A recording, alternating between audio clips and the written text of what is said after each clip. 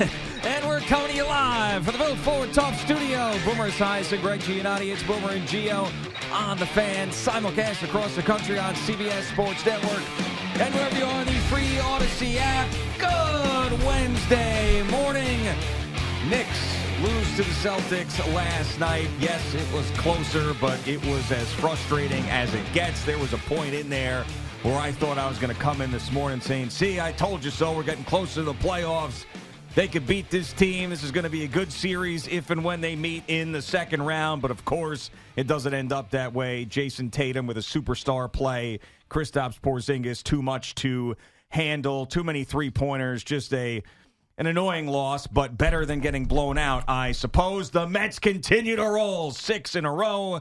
A game the Yankees really weren't going to win with Skubal and Carrasco in 20-degree weather. So we've got a lot to get to, but the Knicks last night, Boomer, I'm a little more encouraged for sure, but man, I tell you, when OG Anunoby grabbed that rebound and muscled his way up to the basket and the Knicks took a 1-point lead with about 44 seconds to go, I was jacked up, man. I was jacked up, and then, of course, overtime didn't go their way. Good morning, Boomer. How are you? You know what? I think that they learned something last night. They can hang with them. There's no question about it. They're fully healthy. The Celtics are essentially fully healthy. And the three-point shooting is the difference between these two teams, as we all know that. There's early on in this game, I just felt like the Knicks weren't really hitting a lot of shots. There were a lot of bricks being thrown up again because, maybe it's because they're playing a much better team and something happens if they're shooting, especially early in these games. But I will say that now it comes down to just handling the crunch time minutes and not overreacting, not panicking, not firing a bullet pass to somebody who can't handle it. It's or fouling when you're supposed to foul and not fouling when you're not supposed to foul. I mean, there were so many little things the Knicks did wrong in crunch time, both in regulation and in overtime. And those things can be worked out. I think what we saw yesterday, and I really felt good about it, was I saw a really concerted effort by the Knicks, both on defense and offense, to really compete in this game. There were chances there for Boston to run away. There were a couple where you saw, like a 6-0 run or a 7-0 run. You're thinking, oh, here we go. But the Knicks were able to stem the tide and keep it tight. And I will say that I feel much better about the team after watching last night's game, even though in crunch time they made too many mistakes. And I think that when you watch a game like this and you're the Knicks, you come away with it. And I know it's not a win. It doesn't really mean much in the big picture of things. They're probably going to see each other in the second round of the playoffs. But I would be somewhat annoyed at my performance in crunch time, but knowing that I can hang with these guys, I just got to play better defensive basketball defending the three-point shot. Yeah, I mean, but if Jason Tatum doesn't make the play that he makes and, completely fakes out OG Anunoby and then step back and then hits that three, when he does, we're talking about them being great in crunch time. We're talking about back-to-back possessions where they were great offensively with the OG Anunoby put back and then Jalen Brunson driving, finding Mikal Bridges in that situation, going up three as he hits that little jumper. So, I mean, then we're saying, hey, what a great win. But, of course, it didn't work out that way. And that's the thing I'm scared about is the fact that, they were more active defensively last night. There was no doubt about it. But I just don't think that they're going to be capable enough to slow down their three-point shooting. Well, for God's sake. All right, so we're watching some of the highlights here in studio. I would call them lowlights because the amount of times that the Celtics, Porzingis in particular, are sitting out there by the three-point line, and there's nobody near them. Well, that one that you saw there was that 30-something. I mean, but there's a bunch of. I mean, it's token defense. It's not real defense, and maybe that's something you take away from this game. That you're going to be more intense when the playoffs come, and it is going to take an all-in effort by everybody with a single mindset of just overcoming, 7-footers that can hit three-pointers from anywhere on the floor. And, they have stacked their roster. They got great players. And the Knicks do too. But can the Knicks somehow defend the three-point shot just a little bit better? Just a little bit better. I mean, it's impossible. If Porzingis is going to stand at the top of the key or the top of the three-point arc, and there's not going to be anybody near him.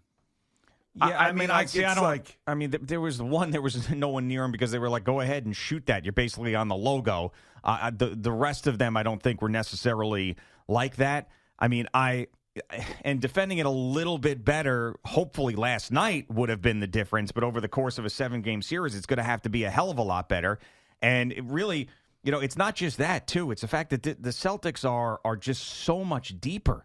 Joe Mazzulla's been using that bench a ton. I mean, even last night, Jaylen Brown only played 22 minutes last night. Yeah, but I want to say, oh man, I was trying to count the amount of times that they were substituting. Yeah, and then I just fell asleep in the middle of one of those moments. Okay, so I think I missed it. But yeah, he only played 8 guys. Yeah, but he can go 10 deep if he wants. If he wants, he didn't have to do that last night. But I don't know. I feel better, like you do. I think we all feel better that it was closer and it wasn't another blowout. And the Knicks kind of hung in there, took the lead, had the lead, blew it themselves by either fouling on a 3-point play or not fouling at the right time. And OG Anunoby took accountability after the game last night, so that was fine. But it's going to come down to defending the 3-point shot because they have better 3-point shooters than the Knicks do. Yeah, absolutely. And that Pritchard is just you could just tell he's just that thorn in the side everywhere, whether he's hitting threes or he's finding himself wide open under the basket because he's slippery and you lose track of him. I mean, he's just one of those annoying players that is just so good at what he does. He's their Dante DiVincenzo is what he is. Yeah, not quite as tough, but yeah, not the same type of attitude, but certainly. Opposing teams hate guys like that. Yeah, 100%. But, and I like the fact that this game gave us a little bit of a different feel as far as the blowout goes. But, it's the capabilities. Like, can you get better defensively? And then you get Karl Anthony Towns who comes out. He has 22 points in the first half, and then the adjustments are made by the Celtics, and then he's barely visible in the third quarter. Well, I kind of felt like the beginning of the third quarter was, like Boston kind of reasserted itself, and you could tell. Yeah. Defensively, they reasserted themselves, and the Knicks were missing shots. Yeah, I mean, so if you look at it on paper, and it's not, you can't be overly pissed off that the Knicks aren't as good as the Celtics. They're the defending champs, and they're really, really good. But the Celtics are better 3-point shooter. They're deeper. They play better defense, and they've already won a championship. And they've played together. They have played together for 3 or 4 years now. I mean, that's a tough one to overcome in a second round series. It's going to be a tall hill to climb, as they say. Yeah. But again, I'm still encouraged by what I saw last night, and the reason it felt like a really competitive basketball game that really has nothing to do with anything in terms of the standings. No, it just felt like a really competitive basketball game. Like the Knicks really wanted to compete and try to beat the Celtics at least once this year in the regular season. Well, that's the other side of the coin if you want to look at it that way. I think we're looking more glass half full than glass half empty, but if you want to look at the other side, it's like, okay, this is the first time the Knicks were healthy. It clearly meant something to them to try to win this game because they haven't beaten good teams. They haven't beaten the Celtics this year. They have them on the ropes, and they still lost. That could be a way that you look at it. I'm not choosing to look at it that way. Because if Jason Tatum doesn't he's one of the best players in the NBA. He is. He made a superstar play to tie the game. I swear to God, he is the most. He and Jaylen Brown both are the most underappreciated. I don't want to say underrated because the people within the NBA know just how good they are. But from a standpoint of like the fans of the NBA, I don't know where they would list them in the top 10 players in the league. For some reason, Jason Tatum, is he going to get any MVP votes? No. Does he play on the Olympic team? No.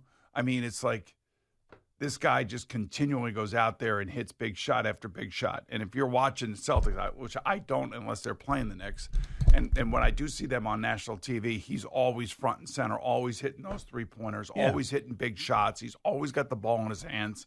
And he's got to be, those two guys in particular have to be two of the most underappreciated. And Jaylen Brown's playing hurt. Yeah. He's got a knee, and those guys were talking about it last night, that he's going to have to take it all the way through the rest of the regular season. I don't know if they'll give him a breather or not. And he's going to have to play through it through the playoffs. That's how significant whatever he's dealing with is. Yeah, which, I mean, you never root for an injury, but that if that is something that is hampering him a little bit, that might be able to equalize this series a little bit more. But I'm not expecting him to play 22 minutes a night in the playoffs. I'm just, what they're doing here is they're getting him out there. They're making sure that, they give him some time in each one of these regular season games that are left, a handful, and then you're going to see him get a full complement of minutes in the playoffs, unless they're blowing out whatever team they end up facing in the first round. Then you'll see him on the bench at that point. But I'm not thinking that's going to hamper them too much. I mean, they're and the fact, I mean, Porzingis, what was he, 8 of 13 from 3 last night? Isn't it amazing? Like we get him when he's 18 years old and he's like brittle. And he has been. He had a brittle. bad attitude too, right? And he's been brittle for his career, but now he's a man, and that's the guy that I think that when the Knicks fans or when the Knicks drafted him, this is the guy that he was supposed to turn into. I know. I'm trying not to do that. What is that, like 10 years ago now? Yeah, probably. Yeah, we're talking 2015. Yeah, 10 years ago. Is that ridiculous or what? Yeah, I know. It is. It is wild. He is 29 years old right now, and he was drafted. Yeah, for fourth pick in the 2015 draft. I mean, this is the thing. Like, you have to, when you draft kids that young, especially international kids, eventually there's going to be a growing or a learning curve, and then growing pains within that learning curve, and you just never know when that person's going to find their way. And, whether it be with the Mavericks or now whether it be with the Celtics. And Celtics, now we see the finished product. Yeah, and I'm trying not to do that, like, of course, woe is me, sports fan thing. But, part of me does say, like, yeah, all right, the Knicks get this good. And, of course, the one team that they're not going to be able to get past has Kristaps Porzingis in his prime drilling threes over him. Of course. Yeah. When you get back-to-back 50-win seasons and they get a 3 seed and they're one of the better teams in the league. Of course. Here's Kristaps Porzingis going 8 of 13 on them from 3 and being a major factor on the best team in the East. It's going to be like the Rangers and the Kraken next year in the Stanley Cup final. And Capo Caco's going to have like 8 goals. Rangers, Kraken. Hey, I mean, you'd sign for that right now, wouldn't you? Oh, God. I mean, there is it's going to be harsh the next couple nights at Madison Square Garden for the Rangers, boy. Oof. It's a woof spot? It's a woof spot, man. It is like people are ticked. And I don't, they've had 3 years of over 100 points, 3 straight years over 100 points, which is great hockey. And they've given us great hockey. They've given us great memories. They've given us opportunities. They've given us agita. They've given us, so many great memories. And now this year comes this flatlining year for whatever reason. And it all started last year after the playoffs were over. They started with the whole noise, and the fan base started with the noise around Jacob Trouba. Then they traded Barclay Goodrow. Then they had to sign Shesterkin to this huge contract. They had to manipulate the cap. They had to move guys in and out of here, and it's been a revolving door. And that's no way to try to recreate what you had the year before or the year before that or even the year before that. They were on a 3-year pretty good run there. They were one of the best teams in the league, but they fell short. And now here we go again. Now it's like it's this guy's fault. It's that guy's fault. We got to get rid of this guy. We got to get rid of that guy. And it's very close to being starting all over again. Yeah, well, at least the Garden will have playoff games and playoff basketball games, at least one round of them. We expect 2 rounds of them, and the team that we saw last night a little bit better equipped to at least give the Celtics a challenge. I mean, it's tough, man. In the NBA, it's difficult. Like the last time that the Knicks had a team that was winning 50 games and was good in the regular season was the Carmelo team, and then you never felt like they had a real shot because it was right in the middle of the LeBron, Dwayne Wade, Chris Bosh run in Miami. I don't want to feel the same way about this team. I don't right now, not quite there, But if they end up losing in 4 or 5 to the Celtics in the second round of the postseason, then I am going to feel that way. Then I'm going to say, all right, well, what the hell do you do now? Because you waited. You made all the deals, the Anunoby deal, and then obviously the Karl-Anthony Towns deal, the Mikal Bridges deal, all the first-round picks. You were sitting on them, and then you said, now we got to strike. These are the guys that we're going to put together and go for this thing. So those assets aren't there any longer. So it has to be supplemental pieces to fix it if they don't get over the hump this year. But these are your guys. These are your guys for at least the next 3 years. Yeah. So got to figure it out. It's Jalen Brunson, it's OG Anunoby, it's Karl-Anthony Towns with big money. Obviously, it's Josh Hart. And we talk so much about. Do you have the box score in front of you? How many minutes total did Mitchell Robinson play? He played 16. What? He's been back long enough now to get a little bit more action than that. No. He also came down on his foot and ankle last night. I don't know if they just took him out just to be careful to make sure he was okay. Guys, I'm made out of balsa wood. I'm telling you, I can't. We talk so much about this guy coming back. This is all I ever say. And they've been better defensively with him back.